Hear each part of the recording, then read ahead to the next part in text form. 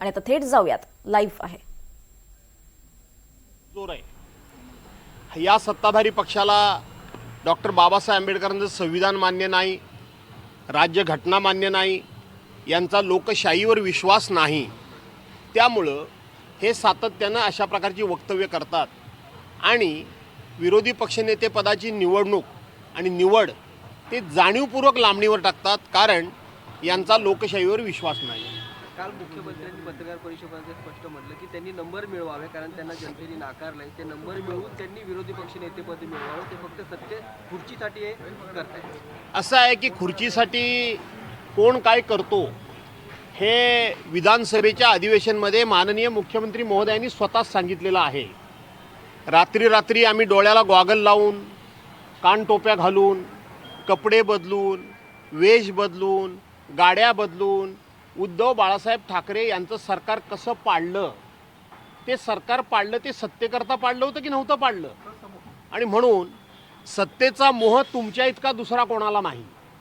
सत्तेकरता तुम्ही सत्याचा आलाप राखणारे तुमच्या इतकं दुसरं कोणी नाही.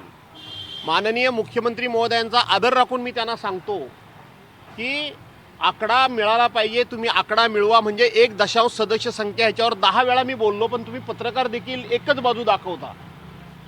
कायद्यामध्ये, घटनेमध्ये अशी कुठे तरतूद आहे की 10% सदस्य संख्या असली पाहिजे, हे त्यांनी दाखवलं पाहिजे. माननीय मुख्यमंत्री महोदयांना मी विनंती वजा सल्ला देईन की तुमच्याच विधिमंडळाच्या सचिवांनी जे मला लेखी पत्र दिलेलं आहे की अशा पद्धतीनं 10% सदस्य संख्येची अट कुठेही नाही, त्याच्यावर जरा वाचन करा आणि त्या संदर्भात बोला. परंतु ज्यांनी मुद्दामून खोटं बोलायचं ठरवलेलंच असेल, झोपलेल्या माणसाला जागं करता येतं, ढोंग केलेल्या, सोंग केलेल्या माणसाला जागं करता येत नाही.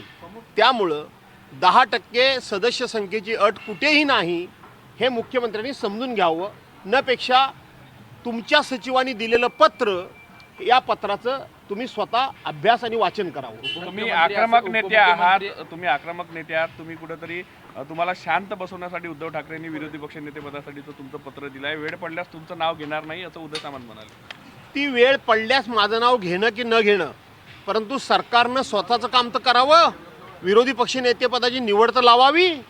त्यामुळं उद्धवसाहेब माझं नाव घेतील की अन्य कोणाचं नाव घेतील, तो आमचा अंतर्गत प्रश्न आहे. त्यावेळेला त्या संदर्भामध्ये आपण भाष्य करू.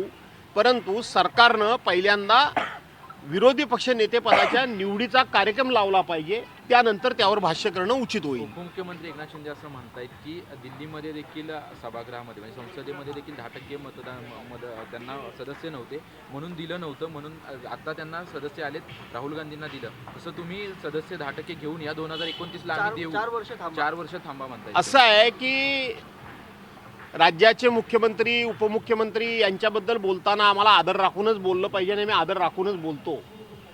पण ते अज्ञानी आहेत का? त्यांनी दिल्लीमध्ये जावं आणि ज्या वेळेला दिल्लीचे मुख्यमंत्री आपचं सरकार केजरीवालांचं होतं, त्यावेळेला 70 आमदारांचं ते सरकार होतं, 70 आमदारांचं ते राज्य आहे. त्या 70 आमदारांपैकी 67 आमदार हे आप पक्षाचे, आम आदमी पक्षाचे, केजरीवालांचे होते 67 आमदार आणि भाजपाचे फक्त 3 होते. जर एवढीच तुम्हाला लोकशाहीची आणि आकडे आणि संख्याबळाची चाड असेल तुम्हाला, आता हे भाषा आम्हाला तर वापरावी लागते, तुम्हाला जर चाड असेल तर 3 सदस्य असलेल्या पक्षानं विरोधी पक्षनेतेपद घेताना जरा जनाची नाही मनाची बाळगली होती का, याचं उत्तर सुद्धा या नेत्यांनी दिलं पाहिजे. सत्ताधारी पक्ष दिलदार नाहीये, कारण ज्याप्रमाणे देशात इतर ठिकाणची उदाहरणं आहेत जिथे विरोधी पक्ष नेतेपद दिली गेली, पण आपल्या राज्यामध्ये तशा प्रकारचं उदाहरण दिसत नाहीये. राज्य सरकार कुठेतरी कमीपणा किंवा मनचुकारपणा करते का? असं नाही.